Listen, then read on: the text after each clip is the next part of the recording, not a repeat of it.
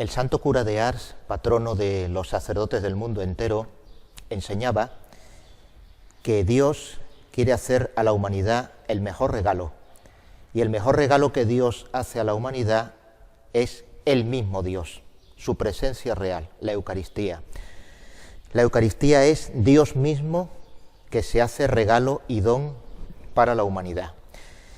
Quería empezar con estas palabras, esta reflexión formativa sobre el jueves del Corpus Christi. Ese jueves que brilla más que el sol, igual que el Jueves Santo y que el día de la Ascensión, como siempre se ha dicho en nuestra cultura religiosa tradicional. Aunque en muchos lugares la solemnidad del Corpus se celebra el domingo, pero ya desde hoy jueves estamos celebrando este día grande eucarístico, el día en que damos gracias a Dios porque nos regala Él mismo, su presencia real. Voy a comenzar por un análisis o un apunte histórico, más que análisis, apunte histórico sobre el origen de esta celebración. Entonces tenemos que irnos al siglo XIII, concretamente al año 1208. Una religiosa nacida cerca de Lieja, una ciudad de la actual Bélgica, llamada Juliana, tiene una inspiración. Dios nuestro Señor le inspira a esta religiosa que pida a la Santa Sede que se celebre en toda la Iglesia un día dedicado al Corpus Christi, al cuerpo y la sangre de Cristo. Unos años más tarde, concretamente en 1243, tiene lugar el milagro eucarístico en un pueblo italiano llamado Lanciano.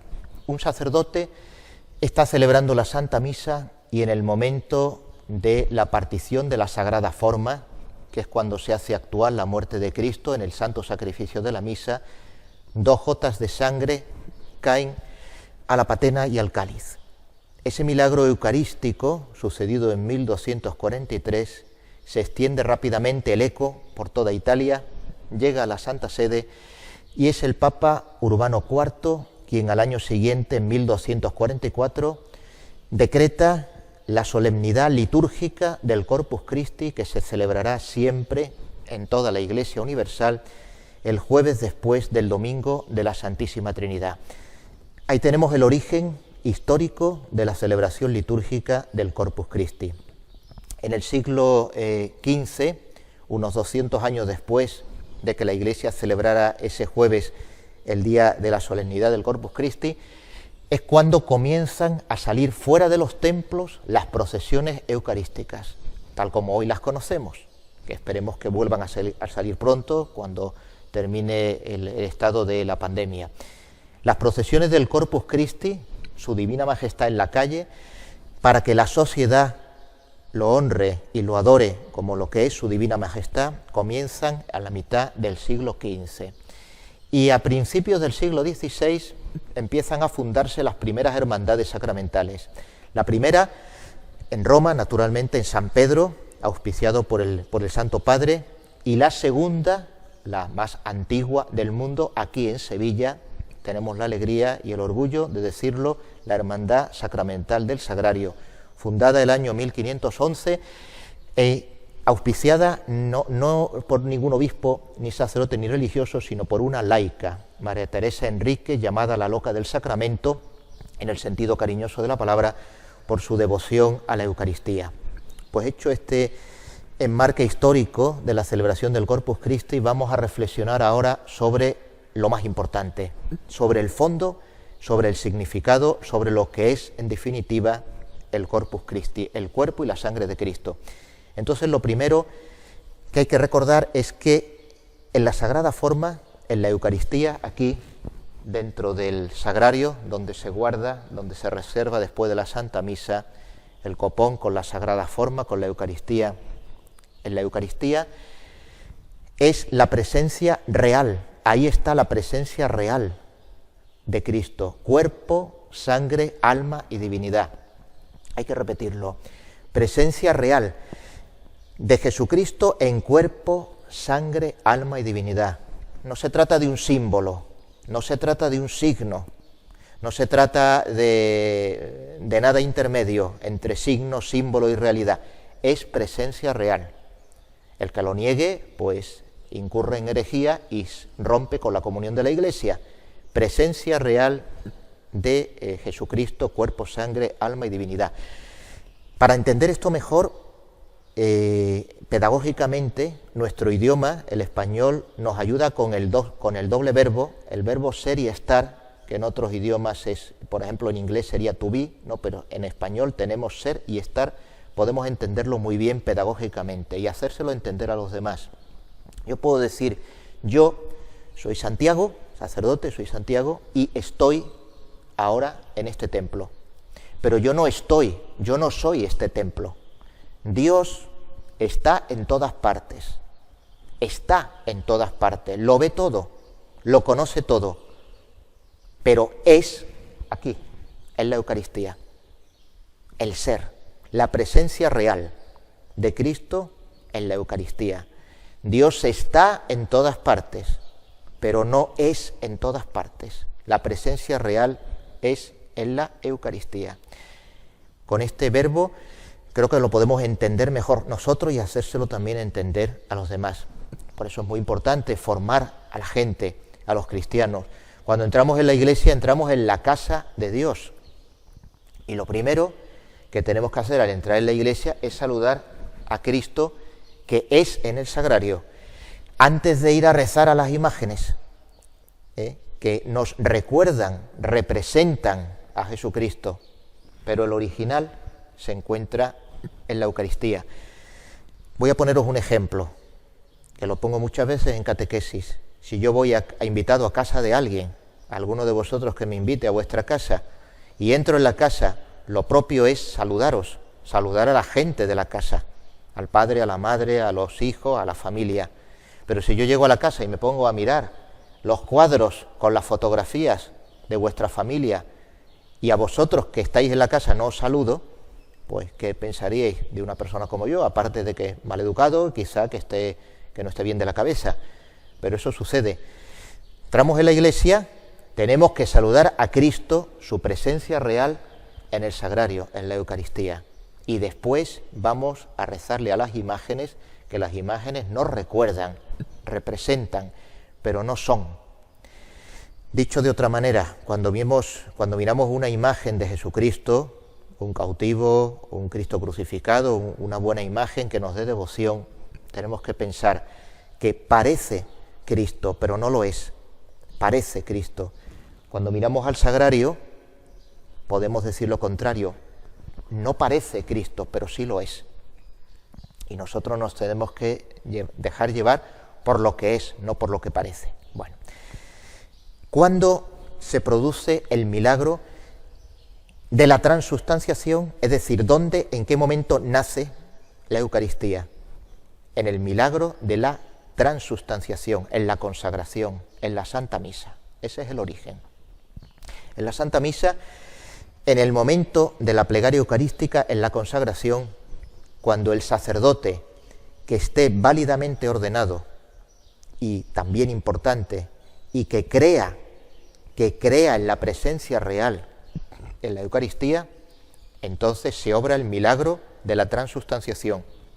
¿Qué significa? Que el pan y el vino se convierten en cuerpo y sangre de Cristo. Lo explica muy bien Santo Tomás de Aquino. Mantienen los accidentes y cambia la sustancia. El pan se convierte en cuerpo de Cristo, sigue teniendo color, el mismo sabor, el mismo tamaño, las formas, los accidentes se mantienen, pero el fondo, la sustancia cambia. Ese es el milagro de la transustanciación. Y eso sucede en la consagración de la Santa Misa. Vuelvo a repetir, cuando la celebra un sacerdote válidamente ordenado y que crea en la presencia real. Si el sacerdote no cree en la presencia real de Cristo en la Eucaristía, no hay consagración. Naturalmente, aquellos fieles que vienen a misa, pues están cumpliendo con el precepto, no tienen ninguna culpa, pero que se sepa. En la consagración, en la Santa Misa, se obra ese gran milagro. El pan y el vino se convierten en cuerpo y en sangre de Cristo. Y eso es lo que recibimos en la comunión. Así que ahí tenemos el origen del Corpus Christi, en la consagración dentro de la Santa Misa. Ahora bien, tenemos que pensar, formar, educar y hacer apostolado para que entendamos y asumamos que la Eucaristía, para recibirla, es un don, no es un derecho, es un don, es un regalo que Dios nos da. Lo quise transmitir al principio con la cita del santo cura de Ars. Jesucristo se nos da en cuerpo, sangre, alma y divinidad. Cristo vivo, resucitado, Cristo entero. Para poder recibir a Cristo hay que asumir la enseñanza dogmática de la Iglesia, que no depende de que uno piense de una manera o de otra. Significa que hay que recibirlo en gracia de Dios, habiendo confesado, estando en gracia de Dios. Porque vuelvo a decir, la Eucaristía, el Corpus Christi, no es un derecho, es un don. Y para recibir el don tenemos que prepararnos. Entonces, cuando la Iglesia recuerda que una persona, que si estamos en pecado mortal, no podemos recibir la comunión, no nos está quitando ningún derecho, porque ese derecho no existe. Entonces no se puede quitar aquello que no existe. Recordar que para recibirlo hay que recibirlo en gracia de Dios, porque si se recibe en pecado mortal se comete el pecado más grave de todo, que es el sacrilegio. Entonces, lo más importante del fondo de recibir la Eucaristía es recibirlo en gracia de Dios, habiendo confesado, sobre todo, insisto, esencialmente, los pecados graves, también teniendo en cuenta de que si vivimos en algún momento de nuestra vida situaciones irregulares de forma habitual, como por ejemplo tener un negocio deshonesto, como por ejemplo tener una relación afectiva que nos impida recibir los sacramentos, cualquier situación que se esté prolongando en el tiempo, que todavía no hemos decidido terminar con ella, no podemos de ninguna manera recibir a Jesucristo. Hay que recibirlo después de haber confesado y después de haber hecho una confesión con propósito de enmienda de nuestros pecados graves. Dicho eso, también es muy importante que a la hora de acercarnos a recibir la comunión, recordemos que también se puede recibir espiritualmente, de lo que hoy se habla muy poco. Hay dos formas de comulgar. Comulgar el cuerpo de Cristo sacramentalmente y espiritualmente. Comunión sacramental, comunión de deseo. Cuando nos vemos en la situación de no poder recibirlo sacramentalmente, de no poder tomarlo, no significa que tengamos que distraernos en la Santa Misa, sino que nos recogemos en oración interior y hacemos una comunión espiritual, una comunión de deseo en la cual le pedimos al Señor que nos ayude a que pronto podamos ir también a la fila y recibirlo. Bien, dicho esto, también es importante que lo recibamos y lo tratemos con cariño, con decoro, con respeto. Es importante, pues cuando acudimos a la Santa Misa, pues tener en cuenta pues cosas muy básicas que tendríamos en cuenta si nos recibiera en la audiencia alguien muy importante, pues cuidar nuestro aspecto externo, nuestra forma de vestir, nuestra forma de estar en la misa, nuestra forma de acudir a la comunión y devolver la acción de gracias. En muchas ocasiones pues hay cristianos que reciben la comunión, como el que recibe pues una galletita, una chocolatina y vuelve al asiento y se pone a hablar y a mirar el móvil y a charlar. O sea, lo más importante es recibirlo en gracia de Dios, pero no basta eso, es que lo tenemos en nuestro interior durante unos minutos. Entonces, recogernos en oración, en acción de gracias, y evitar todo lo que sea esa falta de cariño y de respeto hacia Jesucristo, que es, como bien nos enseñaba Santo Tomás de Aquino, el amor de los amores. Y hay que recibirlo con mucho amor, recibirlo con mucho cariño. Después, quiero añadir también, y terminando ya esta reflexión, muy importante, el hecho de que seamos almas de verdadera devoción eucarística, no solamente por ir a la Santa Misa y recibirlo en gracia de Dios, sino dos aspectos que son fundamentales. El primer aspecto ligado a la caridad fraterna, el segundo ligado a la devoción en la adoración eucarística. Me explico. Jesucristo, al instituir la Eucaristía el Jueves Santo, antes lavó los pies de los discípulos. ¿Por qué? Porque quería enseñar a los discípulos, futuros sacerdotes y a todos los cristianos, que la caridad fraterna está íntimamente unida al sacramento de la Eucaristía. Que si la devoción eucarística no nos lleva a amar más al prójimo, a servir más a los más necesitados, a los más pobres, a los más enfermos, a los que tenemos más cerca, entonces no estamos comulgando bien, aunque incluso lo hagamos en gracia de Dios. Algo está fallando. Tiene que haber espíritu de caridad fraterna, de servicio a los demás, de amor al prójimo. El lavatorio de los pies, es ese el significado que tuvo. Jesucristo no quiere que la Eucaristía se convierta en una superstición, en una especie de aventura mágica. No, tiene que ir unido indisolublemente al ejercicio de la caridad fraterna. Y unido a ello, esa devoción eucarística que debemos de tener, y sobre todo eso nos corresponde más bien a los sacerdotes, de promover en nuestras iglesias la adoración eucarística, la exposición del Santísimo, hacerlo sobre todo en los domingos o las fiestas más señaladas.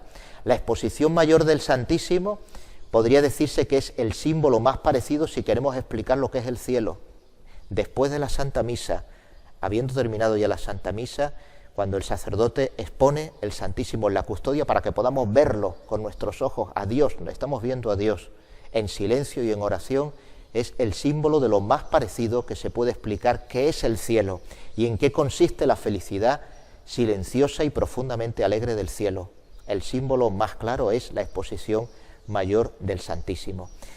Termino la reflexión haciendo una alusión, como debemos de hacer siempre, a la Santísima Virgen María.